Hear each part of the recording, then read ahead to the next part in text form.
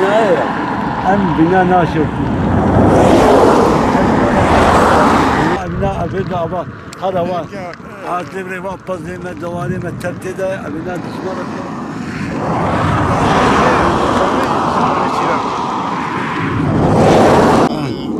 دككة دكك بكة جمالة تفضل عشتر كوسا أو ما Ne kadar uğraşıyor.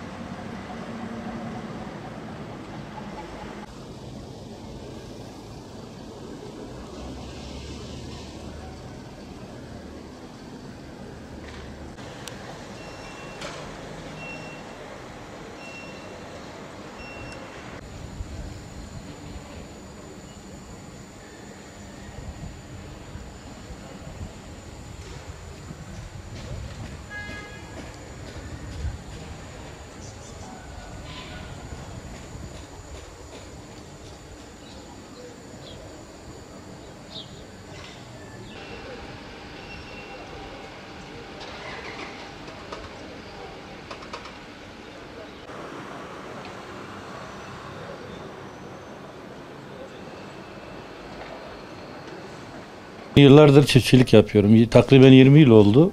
Bunu her zaman da belirtiyoruz. Aynı zamanda Ziraat Odası'ndayız. Başkanla birlikte devamlı da biz bunu dile getiriyoruz. Anız yakmak bana sorarsan yani çok kötü bir şey zaten. O hayvanları içinde yakıyorsun, o toprağı yakıyorsun. Yani o toprağın lezzetini bile yakıyorsun. Çünkü bir de diğer kısma baktığın zaman hele bu son pandemi döneminde bile insanları inanılmaz derecede etkiliyor. Yani zaten insanlar zor nefes alıyor, maskeli. Bunun yanında o kokuyu da aldığı zaman inanılmaz direktmen zaten ciğere iniyor. Biz bunu hepimiz biliyoruz. Yani biz her zaman çiftçi olarak da buna karşıyız. Benim çiftçilerden ricam hiçbir çiftçi hiçbir zaman hani kesinlikle anız yakmasına müsaade etmemesi lazım. Yani biri yakarsa müdahale etmesi lazım. Biz zaman zaman traktörlerimizle, zaman zaman koşarak, zaman zaman itfaiyeyi arayarak biz müdahale etmeye çalışıyoruz. Ama her zaman da yeterli olmuyor. Çünkü öyle bir dönemdeyiz ki çevre ilçelerimizde zaman zaman bizi etkiliyor. Mesela ben isim söylemek istemiyorum. Yanlış bir şey olur. Yani çevrede çok inanılmaz derecede bir anız yakma olayı var. Batman buna çok duyarlı. Yani bunu içtenlikle söyleyeyim. Batman'ın bütün köyleri şu anda anız yakmak için çok duyarlı ve yakmıyorlar şu anda. Ben o çiftçilere de teşekkür ediyorum. Ben köyde kalıyorum ve ben Batman'ı seyrediyorum. İçler acısı. Hele bu pandemi döneminde inanılmaz derece bir sis bulutu var. Ve o sis bulutu bütün insanları etkiliyor. Ve duyarlı olalım. Yani bunun başka cezai önemli değil. Yani ceza yarın öbür gün biter ama insanlık bitmez. Yani her sene bu anız yangınlarını konuşmaktan, şikayet etmekten bıktık. Lütfen rica ediyoruz bu Batman halkındaki çiftçilerden, çevre illerdeki çiftçilerden yeter artık. Hastalarımız var, çocuklarımız var. Bıktık yani. Yani bu dünyada da hesabını veremezsiniz, öbür dünyada da veremezsiniz. Yazık günahtır. Yetkililerden de rica ediyoruz. Bunlara gerekli en ağır cezayı, müeyyideyi uygulasınlar. Bu işlere artık bir son versinler. Yeter artık. Her mevsimde, bu mevsimde biz gece yarısı camlarımızı açmaya artık korkuyoruz ya. Yazık günahtır, yaşlılarımız var, hastalarımız var, çocuklarımız var. Hele bu pandemi sürecindeki insanlara yazık günah yani. Görüyorsunuz nefes alamıyoruz zaten şu maskeler yüzünden. Bir de bu anızlarla ilgili artık konuşmaktan bıktık. Rica ediyoruz lütfen artık bu işlere bir son verin. İnsanları da rahatsız etmekten vazgeçin artık. Öncelikle anız yakmasından memnun değiliz.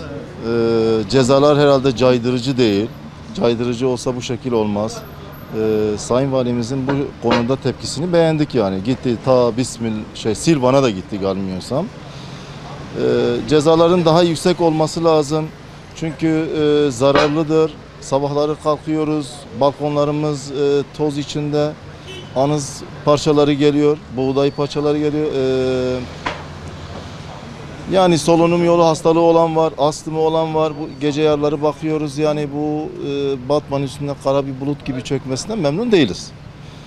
Yani bunun önüne geçilmesini istiyoruz. Yani cezaların caydırıcı olma niteliğinde artık bir limit söyleyemeyiz ne kadar olduğunu ama caydırıcı olması lazım. Yüksek olması lazım. Ne kadarsa daha fazlası olması lazım ki böyle bir şeye başvurulmasın. Çünkü anız yakıldığı zaman içinde canlı hayvanlar da var. Hepsinin yanmasına sebep oluyor. Bunu düşünmeleri lazım. Onun için yani önüne geçilmesi lazım. Sayın Valimizden talep ediyoruz. Vallahi anızların yakılması yani çevre halkını çok ciddi anlamda rahatsız ediyor. Yani bir kişinin işinin görülmesi binlerce insanın rahatsızlığına neden oluyorsa kesinlikle bu cezaların az olmasında yani bu yöneticilerin buna bir el atması gerekiyor. Yani dolayısıyla yoksa yani 100 lira 200 lira bir cezayla herkes de bilinçli şekilde anısını yakıyor ve bütün Batman halkı bu konuda rahatsız. Yani dolayısıyla caydırıcı cezaların gelmesi lazım. Yani tek önlemi budur. Ya da cezai işlem, hapis cezası gelmesi gerekiyor.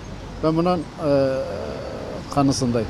Valla köylülerin bu tarlaları yakmaması lazım. Orada milyonlarca canlı var.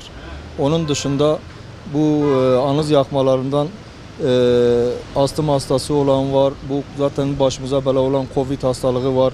Milletin zaten nefes alma sıkıntısı var. Bu kirlilikten dolayı bu nefes alma problemi yaşıyorlar. Hastalarımız kötü oluyor. Yani bunun yüzünden ölen var. Bu bir kul hakkıdır. Artı bu yakanlara güzel bir ceza verilmesi lazım. Böyle ufak tefek cezalarla olmaz yani. Yüksek ceza yani öyle bir şey yapacaklar ki bir daha başka birileri böyle bir şey yapmasın. Çünkü denetimler artırılacak. Mesela atıyorum geçen sene dediler ki falan yere gitmişiz artık onlar yakmıyorlar. Öbür yere gitmişiz onlar yakmıyorlar. Şu anda herhalde Silvan tarafı yakıyor. Bunların üstünde durmaları lazım. Yani gereken neyse en büyük ceza şeklinde verilmesi lazım. Yani gerekirse tarlasını elinden alsınlar. Yani böyle halkın sağlığını tehlikeye atacak kim olursa olsun onlara büyük ceza verilmesi lazım. Ben bunu söylüyorum. Son zamanlarda anız yangınları fazlasıyla çoğalmaya başladı. Ve bizim Sayın Valimizin veyahut da Doğu kısmının yani buna bir ceza uygulamaları lazım. Zaten şöyle bir yasa var 2872 20. maddesi çevre yangınları veyahut da çevreye zarar yapan insanlar ceza veriliyor ama pek fazla önemsenmiyor. Yani bunun biraz daha ciddiye alınması lazım. Şu anda kendi adıma konuşayım, ben babam kronik hastalığı var. Şu anda yani dışarı çıktığında yani o anız kokusu geldiğinde zaten bu pandemi döneminden dolayı etkileniyor ister istemez. Çünkü madem kendinizi düşünmüyorsunuz toplumdaki insanları düşünelim. Onlar da zarar görüyor mutlaka. Yani ailenizden birisi veyahut da başkasının ailesi olabilir. Zarar görüyorsunuz, yapmayalım. Yani buna cezaların kesilmesi lazım.